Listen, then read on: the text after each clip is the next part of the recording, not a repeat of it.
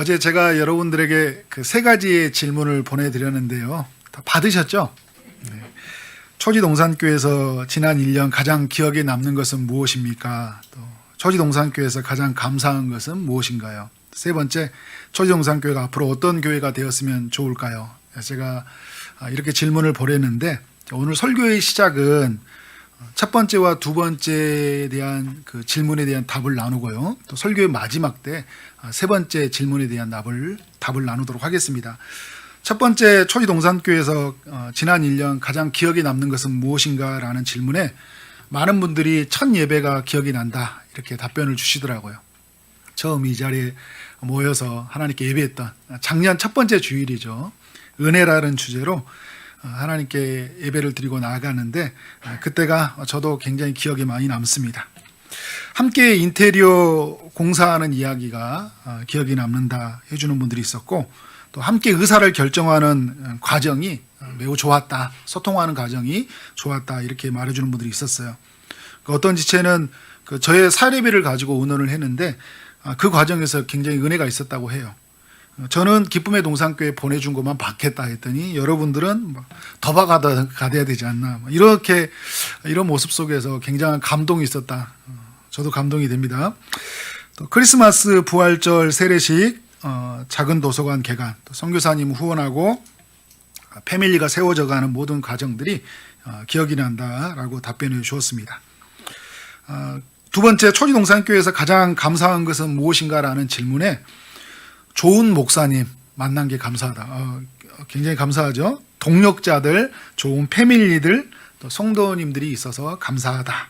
이렇게 답변해 주셨고요. 코로나 가운데 새 가족을 보내주신 것이 너무나 감사하다. 이렇게 답변해 주는 분들이 있었어요. 그래서 하나님이 우리 권명 집사님 가정을 보내주셨잖아요. 권명 집사님, 또 딸 강신지, 조카 강태연, 그리고 어머니 우리 전순남 우리 어르신까지 보내주셔서 우리 초지동산 한 가족이 된 게 너무 큰 감사가 되고, 또 우리 신영진 집사님, 또 이미경 집사님 가족이 등록하셨는데 우리 아들 지수영제가 오늘 등록을 하기로 했어요. 얼마나 감사한 일을 박수 한번 할까요? 지수영제. 네. 너무 감사한 일입니다. 우리 차정희 집사님 등록해 주시고, 또 우리 정종화 성도님 또 등록해 주시고, 또 나의 자매님이 어머님을 데리고 오고, 또 우리 교회학교에 우리 용문이와 민희가 이렇게 와서 10명이 넘는 사람들이 온 거잖아요.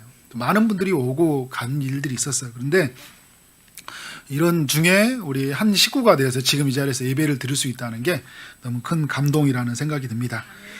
좋은 일 있을 때마다 같은 마음으로 축복하고, 힘든 일 있을 때 함께 기도해 주는 분들로 인해서 감사하다라고 답변해 주는 분들이 있었죠. 우리에게 좋은 일이 있었지만 또 힘든 우리 소식도 있었잖아요. 우리 지체 중에 아픈 분들이 있었고, 또 가족 중에 아픈 분들이 있었는데 내일처럼 마음을 안타깝게 여기고 같이 기도해 주는 분들이 큰 감사가 되었다 고백하더라고요. 예배와 자리에 수고하는 분들로 인해서 감사하다, 특별히 젊은이들이 수고해 주는 것들에 대해서 감사하다 이렇게 고백하는 분들이 있었어요.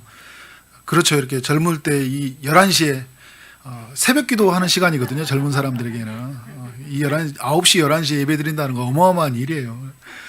주중에 나와서 예배 때 봉사한다는 게 쉬운 일이 아니거든요. 놀고 싶은 일도 많고 하고 싶은 게 많은데, 또 우리 성도님들 마찬가지죠. 굉장히 치열하게 한 주를 살아가는데 살림하고 또 가정을 돌보고 교회 봉사한다는 게 어려운 일인데 이렇게 섬기는 모습이 되게 감사가 되었던 것 같습니다. 말씀을 듣고 온 가족이 한 주에 한 번씩 모여 나누고 교제할 수 있어서 감사하다. 우리가 가정을 세워가는 교회로 비전을 선포하다 보니까 가정을 이렇게 이게 가정 안에서 같이 예배 드리려고 하는 분위기가 많이 일어나고 있어요. 그리고 함께 식사하고 또 가정 안에서 전도를 해오는 분들, 자녀가 부모를 데리고 오고 부모가 자녀를 데리고 오는 분들, 한 달에 한 번만 가자 이렇게 말하신 분도 있고, 어쨌든 한 번 내가 용돈이라도 줄게 막 이렇게 막 하면서 자녀를 정말 하나님 앞에 인도하려고 하는 그 부모의 마음들이 이렇게 있어서 너무 감사한 것 같아요. 가족이 잘 세워져 가는 모습들이 있었습니다. 그리고 이 말씀을 듣고 함께 나누는 이 자리들을 갖는다는 게 얼마나 큰 감사인지 몰라요. 어떤 분은 성도님들 중에 단 한 사람이라도 불편하거나 싫은 사람이 없다는 게 감사하대요. 우리 공동 중에 꼭 싫은 사람이 있잖아요. 내 스타일하고 안 맞아서. 그런데 단 한 사람도 없대요. 얼마나 감사한 일이에요. 이런 감사를 표현했고, 또 교회학교 우리 아이들이 코로나 가운데서 무사히 잘 보낼 수 있다는 것이 감사하다고 고백하는 분도 있었습니다. 절기연금을 필요한 곳에서 섬길 수 있어서 감사하다. 우리 큰 4번의 절기를 우리가 섬기고 있는데, 보내고 있는데, 그때 드려졌던 헌금을 우리 이웃들에게, 또 우리 지체 중에 필요한 곳에 쓰이게 되었는데, 한 해 동안 그렇게 쓰여졌던 게 너무 감사한 것 같아요. 틀리가 없었던 우리 어르신들을 돕는 것으로 시작을 해서 우리 선교사님들, 또 가까운 교회, 또 우리 지체 중에 그 아픈 분들에게 또 위로가 되고 하는 것에 쓰여졌다는 게 감사가 되고, 지난번에 우리 추수감사절, 아니 성탄절 때 드려졌던 것들은 또 우리 공동체 안에 또 어려움을 당하는 분들, 또 그런 분들에게 또 위로가 되고 또 격려가 되는 헌금과, 또 필리핀에서 사역하시는 분한테 전달을 했었어요. 그때 제가 미처 말씀 못 드렸던 거 죄송하게 여깁니다. 매일 새벽 예배 파일을 통해 말씀을 듣는 것이 감사하대요. 저는 이분을 보면서 더욱 또 내일 또 달려가야 되겠다 생각이 들었어요. 내일부터는 한 주 동안 특별히 하나님 나라와 연결해서 말씀을 전하려고 하니까 기대하시기 바랍니다. 교회를 통해 새로운 믿음을 깨닫게 되어서 감사하다. 가정을 다시 세울 수 있어서 감사하다. 이렇게 고백했고, 비로소 교회가 이런 것이다. 이렇게 고백하는 분도 있었어요. 그것도 감사합니다. 어머니가 영접하고 교회에 나오는 것이 감사하다. 직장이 생기면서 하나님과 가까워졌다는 게 감사하다는 거예요. 시간이 빼앗긴 줄 알았더니 직장이 생기면서 하나님과 더욱 가까워졌다는 것이 감사하고, 건강한 교회, 작지만 결코 작지 않은 교회, 진리의 말씀을 선포하는 교회를 만나는 것이 감사하다.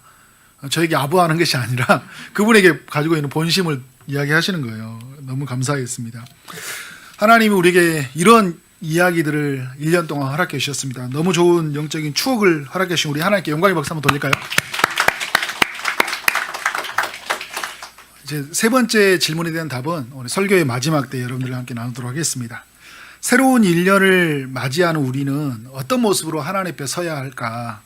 사무엘하 2장 1절부터 7절은 우리 모두에게 꼭 필요한 말씀이라는 생각이 들어요.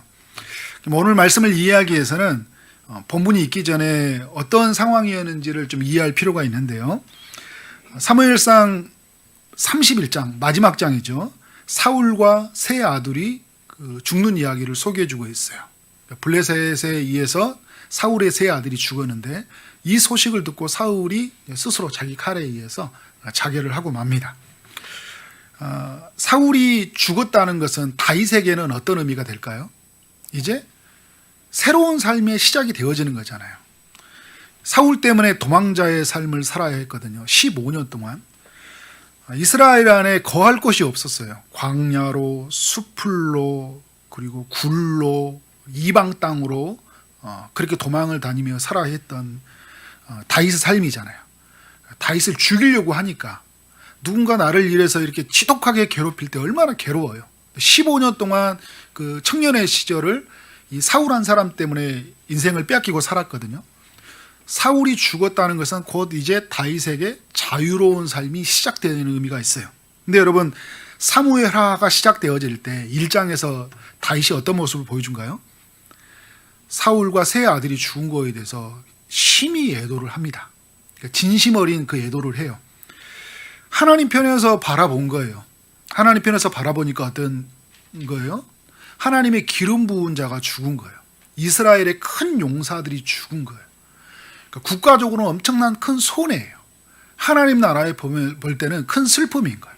자기 인생을 바라볼 때는 너무 큰 아픔이었고 질밥은 것 때문에 이 사람 때문에 큰 고통이었지만, 하나님 편에서 볼 때 보니까 그것이 큰 슬픔이었다는 것을 보여주고 있습니다. 다윗은 이런 사울과 세 아들에 대한 어떤 그런 심히 애도하는 것으로 사울의 죽음 이후에 그런 모습을 보여주고 있어요.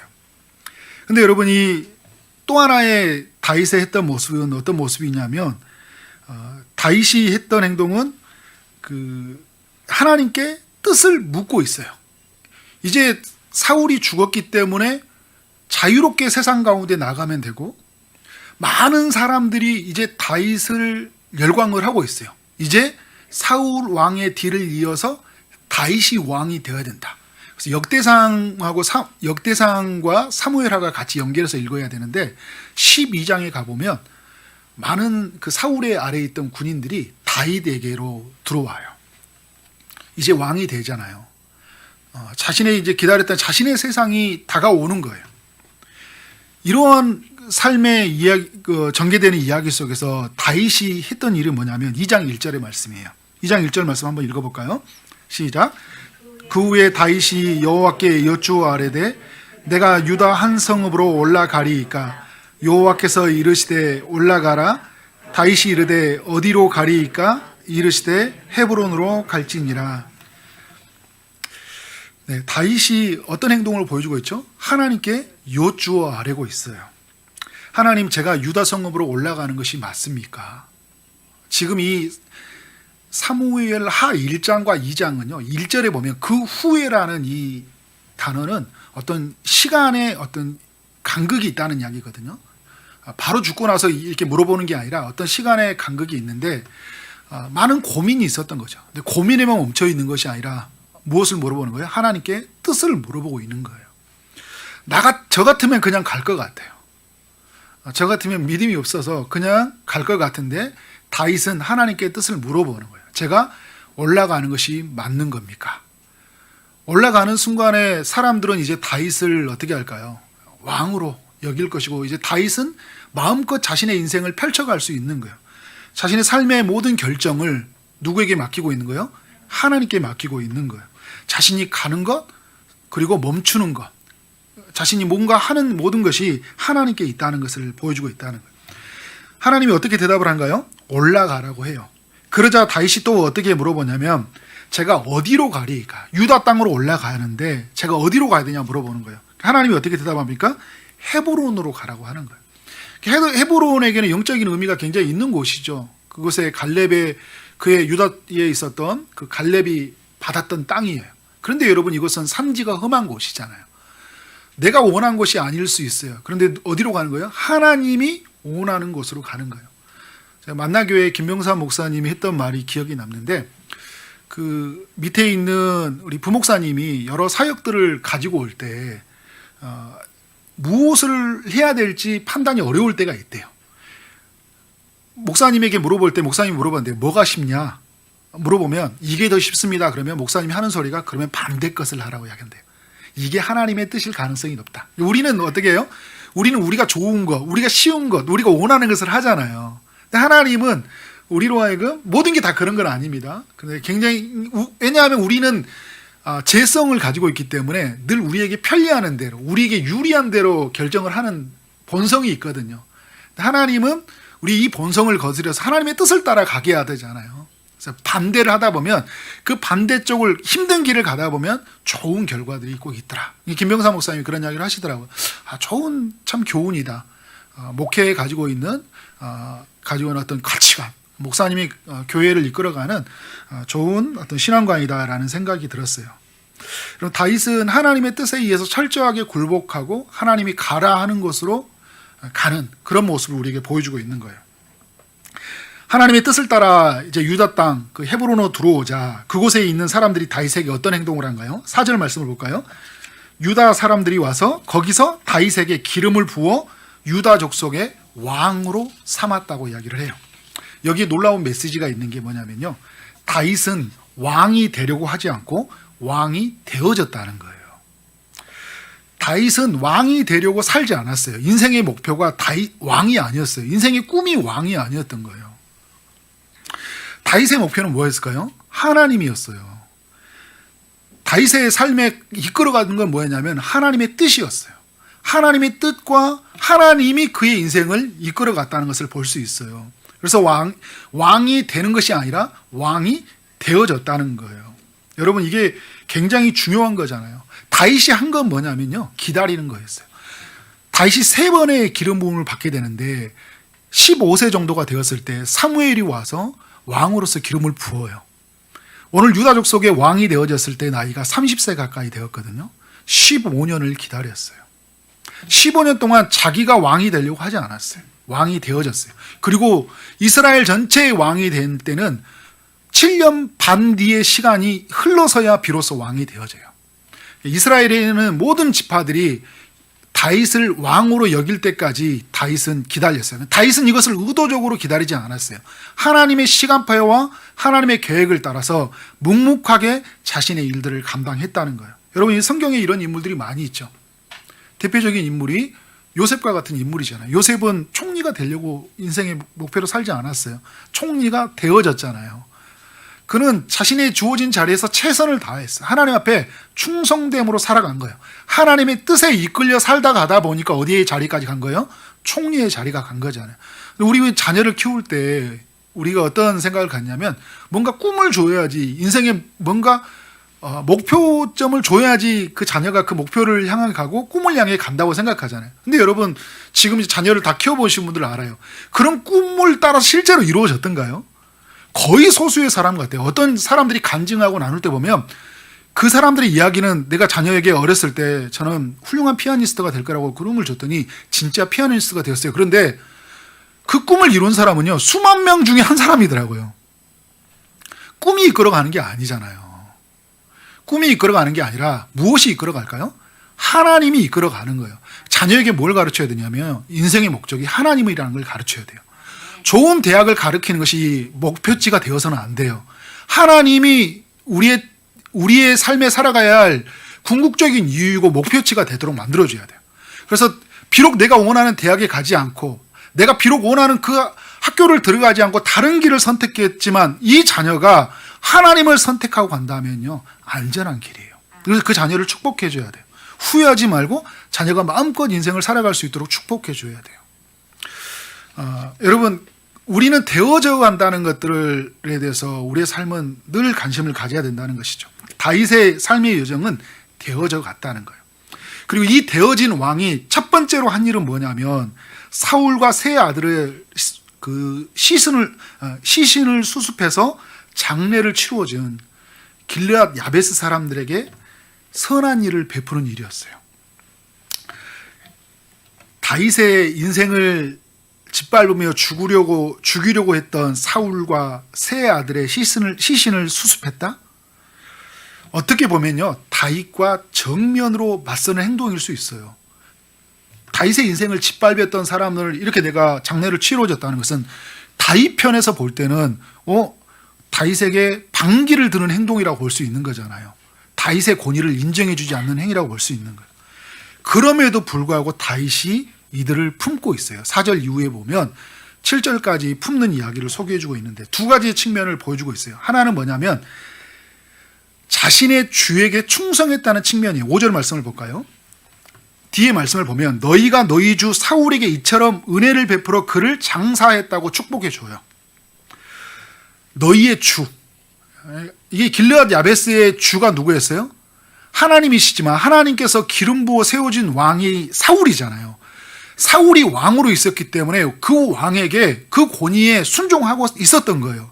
그 왕이 시신으로 되어 있을 때 아무도 그 시신을 수습할 수가 없었어요. 왜냐하면 그 시신은 블레셋 땅에 있었거든요. 블레셋 땅에 수습하는 순간에 자신도 죽을 수 있는 상황이에요. 그리고 시신을 수습해 가는 순간에는 다윗의 반대파가 될 수 있기 때문에 굉장히 몸을 사릴 수밖에 없는 상황이라고요. 그런데 길르앗 야베스 사람들은 시신을 수습해 가요. 근데 여러분, 여기에 이 길르앗 야베스 사람들도 사무엘하 11장에 가보면 암몬 사람들이 그 야베스 땅을 침략했을 때 사울이 그때는 정신이 온전했잖아요. 사울이 담대하게 와서 그 야베스 사람들을 구원해 주거든요. 사울이 정말 잘했던 이야기지 하나인데 그 이야기가, 그 은혜를 입었던 사람이 길르앗 야베스 사람들이에요. 이 사람들이 그때 받았던 은혜를 기억하고 자신의 주라고 여겼던 왕을 시신을 수습해서 장례를 치러주는 거예요. 다윗은 이런 행동이 되게 옳게 봤어요. 자신의 이해관계를 따라, 정치적 이해관계를 따라서 내 편이냐 누구 편이냐가 아니라 이것은 자신의 주에게 충성을 다했던 인간적인 측면에서 볼 때도 어떻게 된 거예요? 매우 잘한 일이에요. 또 하나의 측면에 보면 하나님의 측면으로 볼 때도 이건 선한 일을 갚을 만한 거예요. 5절 마지막 절에 보면 뭐라고 하냐면 이것은 하나님의 복이 될 것이다 이야기해요. 그리고 6절에서 뭐라고 하냐면 하나님께서 이들의 행동에 대해서 은혜와 진리를 베풀어 줄 것이다. 은혜와 진리를 베풀어 줄 것이라고 축복해 주면서 다윗이 그렇기 때문에 너희에게 선한 일로 갚아주겠다. 그래서 7절에 보니까 이제 너희는 손을 강하게 하고 담대히 살라고 말해줘요. 무슨 말이에요? 손을 강하게 하고 담대하게 살라고 했던 것은 마음대로 살 수 없는 거예요. 다윗의 눈치가 보여가지고 다윗과 가까운 위치에 있었거든요. 언제 다윗에게 공격을 받아서 복수를 당할지 모른다는 두려움이 있었던 거예요. 다윗이 그걸 풀어줘요. 편안한 마음으로 살아갈 수 있도록. 이제 너희가 마음껏 너희가 한 행동은 너희의 주를 섬기는 면에서 잘한 것이고 하나님 볼 때도 인자와 은혜와 진리를 베풀 만큼 너무나 선한 행동이었다는 거예요. 그런 측면에서 다윗이 선하게 갚아주는 모습을 보여주고 있어요. 정치적 이해를 따라서 자신의 감정에 따라서 편의 논리를 따라서 내 편이냐 네 편이냐에 따라서 판단하지 아니하고 아주 객관적이면서 하나님 중심적으로 판단하면서 자비를 베풀어주는 다윗의 이야기를 보여주고 있습니다. 사울의 역량 아래에 있는 사람들을 어떻게 하고 있어요? 품는 모습을 보여주고 있잖아요. 하나님이 세우신 왕, 왜 하나님의 마음에 합한 사람인지를 보여주는 그런 대목이라고 할 수 있어요. 2장 1절부터 7절까지 이야기는. 저는 오늘 이 말씀을 우리에게로 한번 가져보려고 해요. 하나님이 이제 허락하셨던 1년을 다 보내고 새로운 1년을 맞이할 때 오늘 이 말씀이 우리에게 매우 의미가 있다라는 생각이 들어요. 우리는 여러분 이렇게 시작했으면 좋겠어요. 오늘 말씀대로 다윗이 하나님께 뜻을 물었듯이 우리는 하나님께 뜻을 물으며 우리는 새로운 한 해를 시작해야 됩니다. 1년 동안 내년에 또 우리가 기념주의를 앞두고 있을 때 우리는 하나님께 뜻을 묻고 한 해를 보내왔다. 우리의 마음이 원하는 것을 따라서 결정하는 것이 아니라 우리는 하나님의 뜻을 묻고 결정해야 된다는 거예요. 여러분, 우리가 교회를 일을 할 때 모두가 함께 일치된 생각으로 의견을 모으는 건 너무나 중요해요. 서로 소통하면서 제가 가지고 있는 생각들, 여러분이 가지고 있는 생각들을 마음껏 나누고 토론하고 그리고 좋은 결정이 내리도록 하는 건 너무나 중요합니다. 그런데 여러분, 우리 모두가 다 찬성해야 돼요. 하나님의 뜻이 아니면 우리는 가감히 내려놓을 수 있어야 돼요. 그러니까 늘 우리는 우리의 뜻이 모아지는 현장 속에서 말씀이라는 렌즈로 비춰봐야 되는 거예요. 하나님의 성경의 원리를 따라서 하나님의 성령의 비춰주심을 따라서 이것이 과연 하나님께 영광이 되는 것인가, 이것이 과연 교회를 세우는 된 것이 참다운 것인가 라는 것을 우리가 질문을 던져보는 거예요. 우리에게 유익한 것인가 아니면 하나님의 유익한 것인가, 나의 욕구를 채우는 것인가 아니면 하나님의 뜻을 이루는 것인가에 대한 진지한 물음이 우리 모두에게 필요하다는 거예요. 이 뜻을 물기 위해서 우리는 날마다 매 순간마다 하나님의 말씀 앞에 서야 돼요. 그리고 하나님 앞에 바짝 엎드려서 귀를 기울여야 돼요.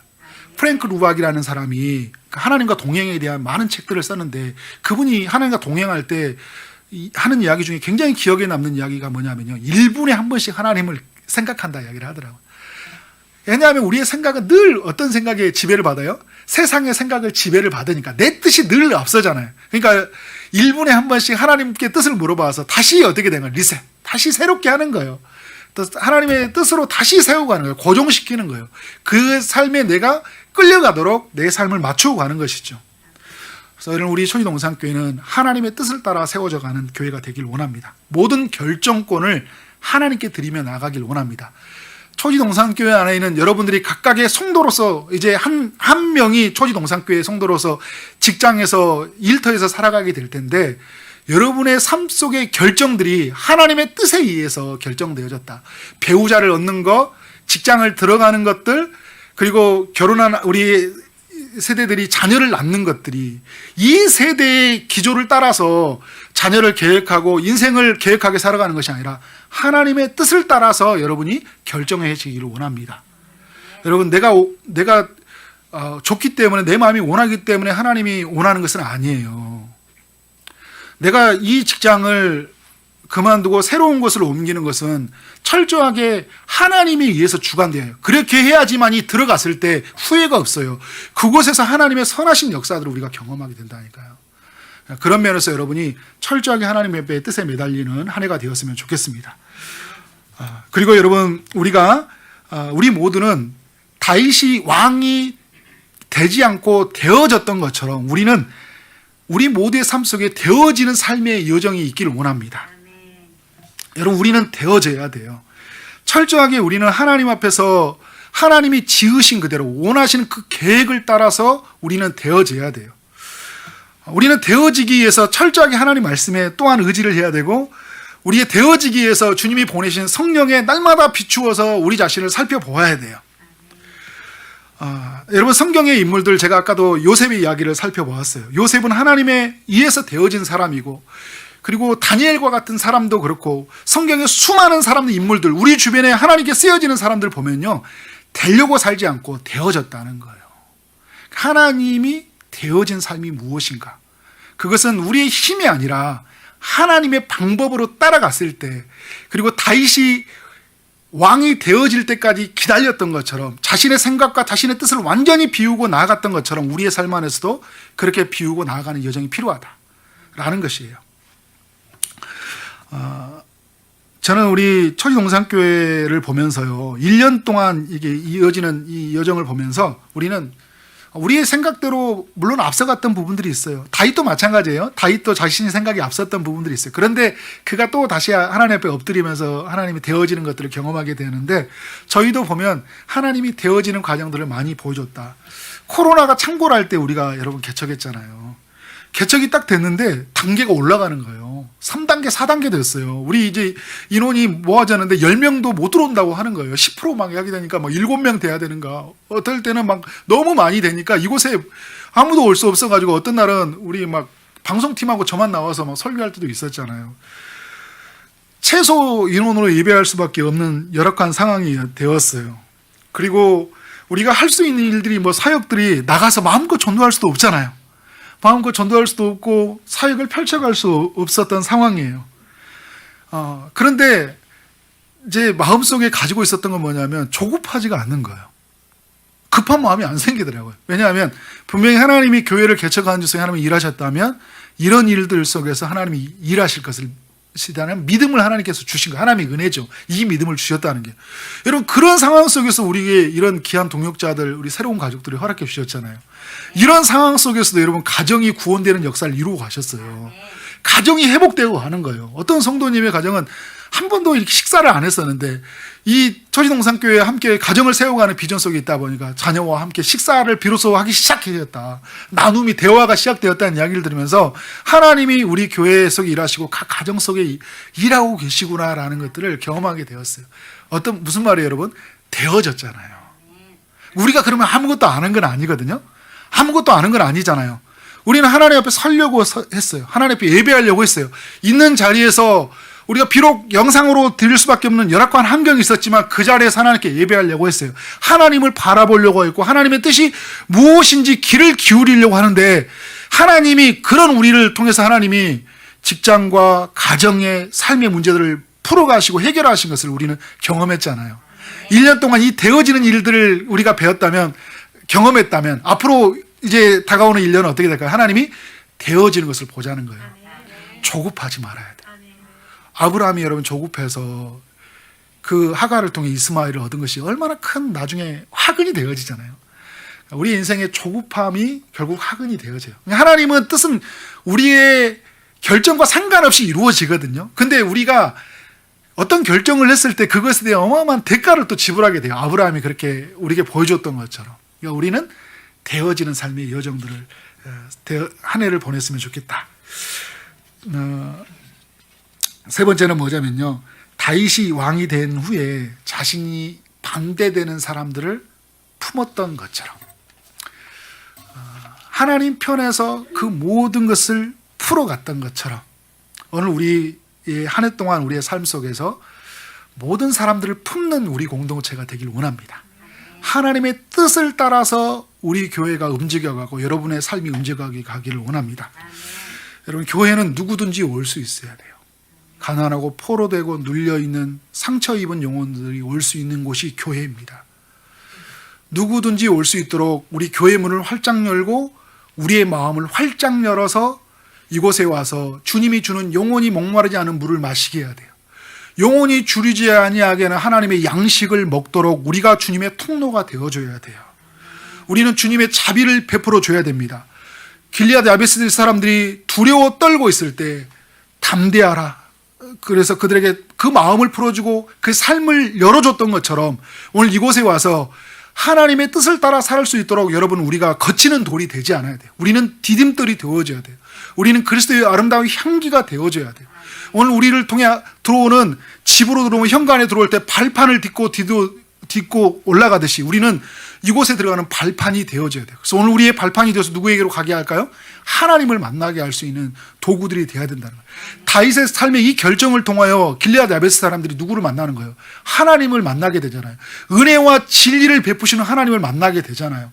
교회는 여러분 은혜와 진리를 베푸는 곳이잖아요. 예수 그리스도가 그 은혜와 진리가 충만하신 분이라고 이 땅에 오셨을 때 그 사도 요한이 그렇게 고백했던 것처럼 오늘 수많은 사람들이 오늘 우리를 보면서 누구를 보는 거예요? 은혜와 진리가 충만하신 예수 그리스도를 만나게 되는 거예요. 그래서 우리의 선택과 결정이 너무나 중요해요. 우리에게 좋은 사람들, 우리에게 편한 사람들, 내 편이 되는 사람들에게 그들에게 좋은 것을 마련해 주는 게 교회가 아니잖아요.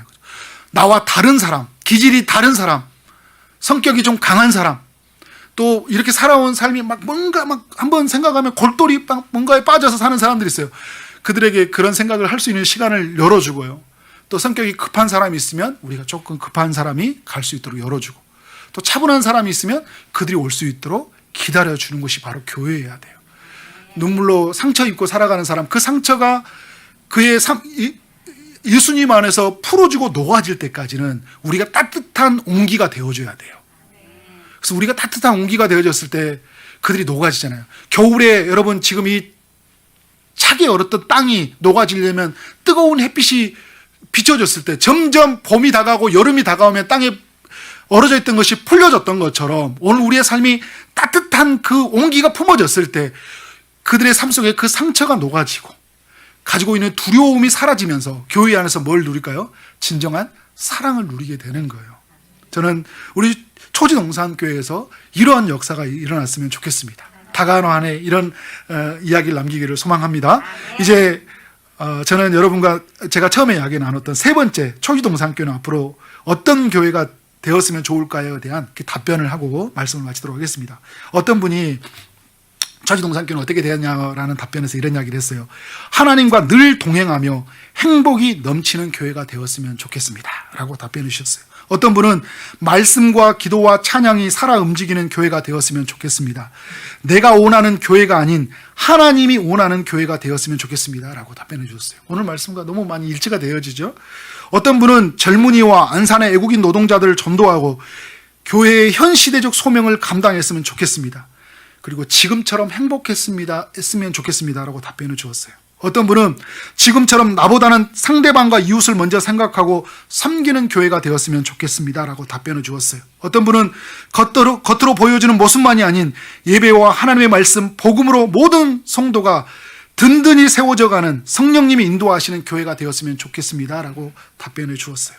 어떤 분은 순수성을 잃지 않고 돈, 명예, 세습으로부터 자유하고 초대교회의 모습으로 경쟁하지 않고 뚜벅뚜벅 기도하며 하나님의 뜻을 여쭙고 성실한 교회가 되었으면 좋겠습니다 라고 답변을 주었어요.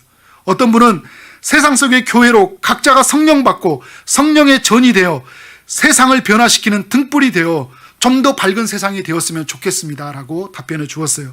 세대 간에 서로 세워주고 서로 기이 여기며 협력하며 소통하는 교회가 되었으면 좋겠습니다 라고 답변을 주었어요. 어떤 분은 기도의 능력을 경험하는 교회가 되었으면 좋겠습니다. 도움이 필요하고 소외된 자들을 적극적으로 찾아내서 구체적으로 섬김을 시작했으면 좋겠습니다. 우리 세 번째 이야기하고 너무 잘 맞는 이야기들이죠. 그죠? 예수님의 말씀처럼 더욱 사랑하고 영혼을 구원하는 교회가 되었으면 좋겠습니다. 육체나 영적으로 연약한 자들을 챙기는 교회가 되었으면 좋겠습니다 라고 답변해 주었어요. 어떤 분은 섬기는 교회, 나누는 교회, 이웃을 돌보는 교회가 되었으면 좋겠습니다. 어떤 분은 말뿐만 아니라 마음으로 서로를 돌아보고 서로를 위해 중보하며 기도해주고 서로를 세워주며 주님의 사랑으로 서로를 섬기는 교회가 되었으면 좋겠습니다 라고 답변해 주었어요. 어떤 분은 지금까지 1년 동안 걸어왔던 초심을 잃지 않고 걸어갔으면 좋겠습니다. 이웃을 섬기는 교회가 되었으면 좋겠습니다. 모든 성도가 하나님 앞에서 신실하고 진실한 교회, 무엇보다 하나님이 중심인 교회, 그러할 때 가정이 세워지고 세상이 감당치 못할 교회가 성도가 될 줄 믿습니다 라고 답변해 주었습니다. 어떤 분은 생명의 말씀이 전파되는 교회가 되었으면 좋겠습니다. 이렇게 답변을 주었어요. 너무 좋은 답변이었어요. 저는 이 답변을 보면서 받으면서요, 하나님께서 우리 각 지체들을 통해 그 하나님의 뜻을, 우리 교회를 향한 하나님의 계획을 흘려보내고 계시구나라는 생각이 들었어요. 저는 한 주 동안 오늘 이 말씀을 가지고 하나님의 뜻이 무엇인지 고민했다면, 하나님께서 여러분에게 삶 속에서 부으시는 또 은혜가 있었고, 그 은혜가 은혜되기 위해서 우리 교회는 어떤 모습으로 나아가야 될지 하나님께서 여러분에게 그런 소원을 주셨다라는 생각이 들어요. 각 지체에게 주신 이야기는 오늘 우리의 이야기예요. 왜냐하면 우리는 그리스도 안에서 다 한 몸으로 되어 있는 공동체이기 때문에. 그래서 오늘 손이 우리에게 받았던 이 이야기는 우리 발이 받아서 가져야 할 교훈인 거죠. 그래서 오늘 이 한 이야기 한 이야기가 우리의 가슴에, 우리의 영혼 속에 새겨져서 이 다가오는 이제 새롭게 시작하는 한 해 동안 우리가 이 모든 일을 이루기 위해서 하나님께 뜻을 묻고 하나님에 의해서 되어지고, 그래서 교회에게 주셨던 이 모든 사람들을 품으면서 은혜를 베푸는 곳이 바로 초지동산교회였다. 그렇게 고백하는 우리 삶이 되어지기를 주님의 이름으로 축원합니다. 아멘.